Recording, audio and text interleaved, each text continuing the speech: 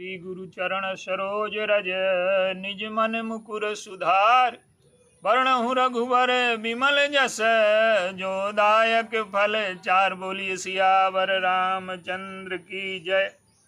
श्री राम मैं सब जग जानी करऊं प्रणाम जोर जुग पानी। आइए, विभीषण को जो शक्ति प्रहार किया गया, लक्ष्मण जी ने उसे अपनी छाती पर ले लिया। इसका क्या रहस्य है? देखिए, मनुष्य का जो चरित्र है, जो जीवन है, उसकी जो भावना है, वो पूर्ण शुद्ध नहीं रह गई। और यदि वो पूर्ण शुद्ध हो जाए तो उसके जीवन में दुख न रह जाएगा।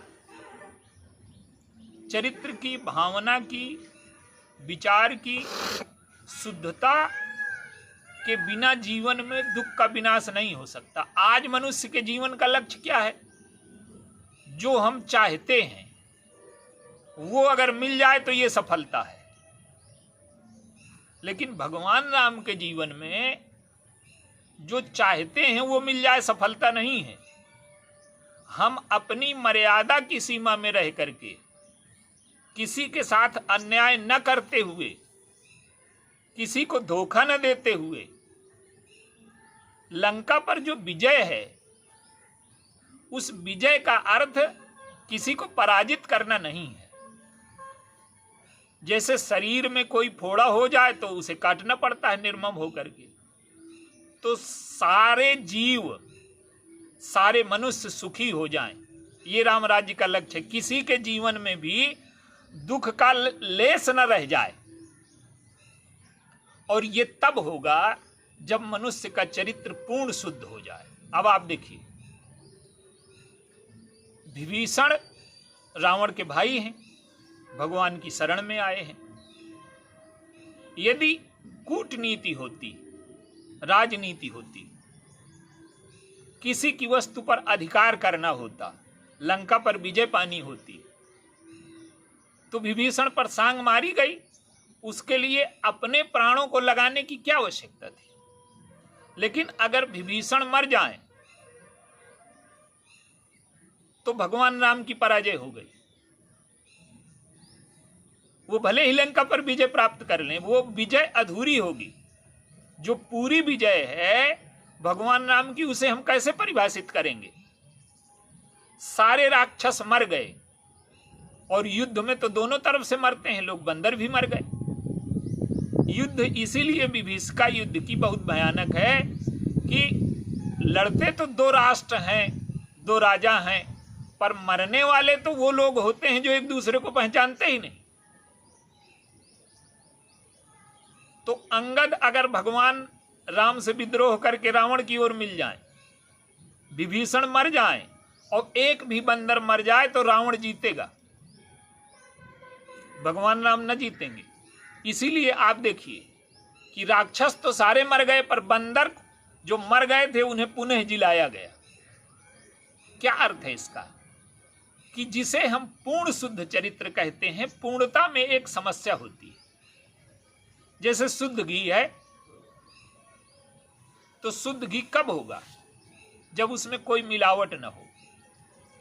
जैसे 1 कुंटल शुद्ध घी है और उसमें हमने 1 ग्राम डालडा भी मिला दिया तो वो शुद्ध नहीं रह गया। तो भगवान राम का जो चरित्र है, उनका अंतःकरण है, उनका उद्देश्य है, वो पूर्ण शुद्ध है। किसी को पराजित करने की भावना है ही नहीं।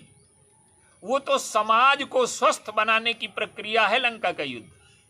जो समाज को अस्वस्थ करने वाली विचारधारा है, जो दूसरे के शोषण की विचारधारा है, जो दूसरों को दुख पहुंचाने की विचारधारा है, उसको पराजित करना भगवान राम के जीवन का लक्ष्य है। उनका रावण नाम के व्यक्ति से कोई विरोध नहीं है। रावण यदि अन्याय, अत्याचार, दूसरों को दुख देना छोड़ दे, दूसरों का अपमान करना छोड़ दे, दूसरों की संपत्ति पर अधिकार करना छोड़ दे, तो रावण नाम के व्यक्ति से उनका विरोध नहीं, कोई द्वेष नहीं, कोई संघर्ष नहीं है।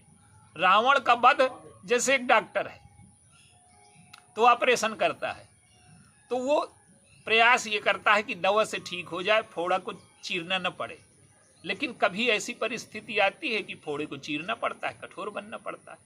तो लंका का युद्ध जो है वो सारे समाज को स्वस्थ करने की प्रक्रिया है। अब आप देखिए, विभीषण कौन है? रावण के भाई हैं, और रावण के अन्याय से वो असहमत है। लंका में रह करके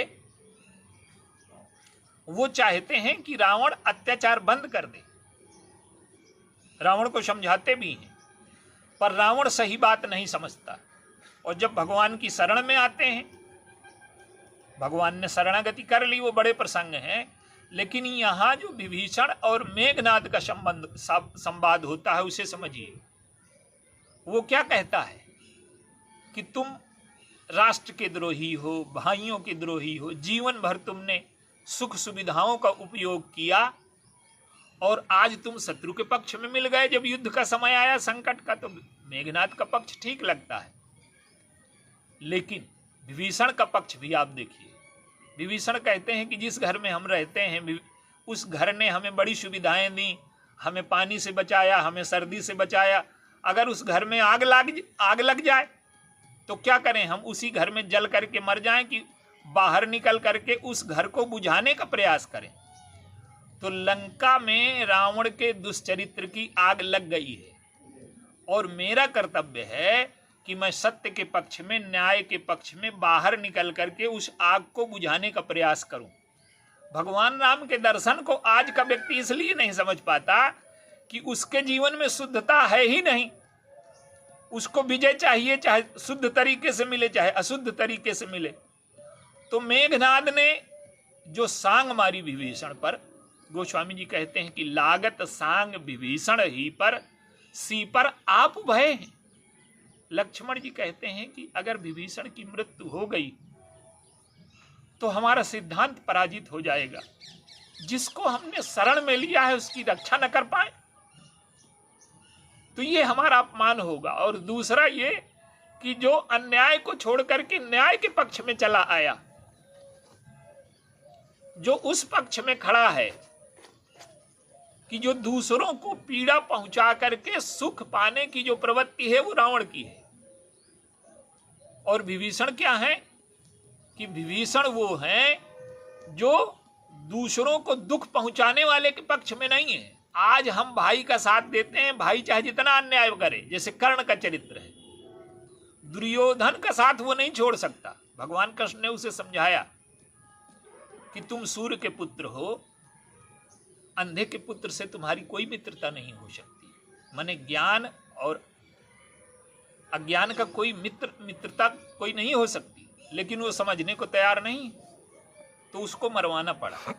माने कहने का अर्थ ये है कि विभीषण की रक्षा, अगर वो कूटनीतिज्ञ होते, केवल राजनैतिक विजय चाहिए होती, लंका पर केवल विजय पानी होती, तो विभीषण मर जाते तो क्या अंतर पड़ता। लेकिन विभीषण की मृत्यु भगवान राम के सिद्धांत की पराजय होती। जैसे एक भी बंदर मरे तो रावण जीतेगा, भगवान राम न जीतेंगे। तो लक्ष्मण जी क्या करते हैं कि जिसको हमने शरण में लिया है और जो भी सत्य के पक्ष में है, न्याय के पक्ष में है, और ऐसे लोगों के विरोध में है जो दूसरों को पीड़ा देते हैं, तो ऐसे व्यक्ति की रक्षा करना हमारा कर्तव्य है। और हम प्राण दे करके भी ऐसे व्यक्ति की रक्षा करेंगे। तो लक्ष्मण जी ने जो सांग मेघनाद की अपनी छाती में ली, तो वो उनका शरीर भले गिर गया हो, मूर्छा भले आ गई हो, लेकिन भगवान राम की यश पताका सारे संसार में आज भी लहरा रही है। तो अगर हमें अपने जीवन को दुख मुक्त करना है तो हम जो चाहते हैं वो मिल जाए, ये जीवन का लक्ष्य नहीं है। हम किसी को पीड़ा पहुंचा करके, किसी को दुख दे करके, धर्म के विरोध में, सत्य के विरोध में जो पाने का हमने लक्ष्य बना लिया है, ये सत्य नहीं है। और हमें अगर पूर्ण दुख से मुक्त होना है तो हमें अपने चरित्र में, अपने जीवन में, अपने अंतःकरण में पूर्ण शुद्धि लानी होगी। हमारे जीवन में दुख का प्रवेश नहीं हो सकता, और शुद्धि के लिए मात्रा का बंधन आवश्यक है। एक भी कण अगर अशुद्ध हो गया जैसे घी का उदाहरण है कि 1 ग्राम डालडा भी 1 कुंटल में मिल जाए तो वो जो है अशुद्ध हो गया। तो भगवान राम का जितना भी चरित्र है वो पूर्ण शुद्ध है। जिसके साथ भी वो व्यवहार करते हैं तो हृदय से उसे चाहते हैं, उसे ऊपर उठाना चाहते हैं। भगवान राम की जो वास्तविक विजय है वो प्रेम की विजय है। भगवान राम की जो वास्तविक विजय है वो सत्य की विजय है। भगवान राम की जो वास्तविक विजय है वो न्याय की विजय है। और ऐसी विचारधारा को पराजित करना है जो दूसरों को दुख दे करके दूसरे के दुख पर अगर हमारा सुख टिका है, दूसरों के शोषण पर अगर हमारा सुख टिका है, हम किसी भी तरह से विजय को पा भी गए तो हमें जीवन में पूर्ण संतोष, पूर्ण आनंद की प्राप्ति नहीं होगी। तो जो पूर्णता का लक्ष्य है वो लक्ष्य है कि हमारा जीवन दुख मुक्त हो जाए, चिंता मुक्त हो जाए, उदासी न रहे, तनाव न रहे। ये तभी संभव है जब भगवान राम के आदर्श को हम अपनाएं। तो माने लंका के युद्ध का अर्थ है कि दुर्गुण सब मर जाएं और एक भी सद्गुण की मृत्यु न हो। और अगर सद्गुण एक भी मरा और सारे दुर्गुण मर गए तो भी भगवान राम की पराजय है। इसलिए लक्ष्मण जी ने विभीषण की रक्षा अपने प्राणों की चिंता न करते हुए मेघनाद की सांग को अपनी छाती में लिया। यही आदर्श है। बोलिए सियावर रामचंद्र।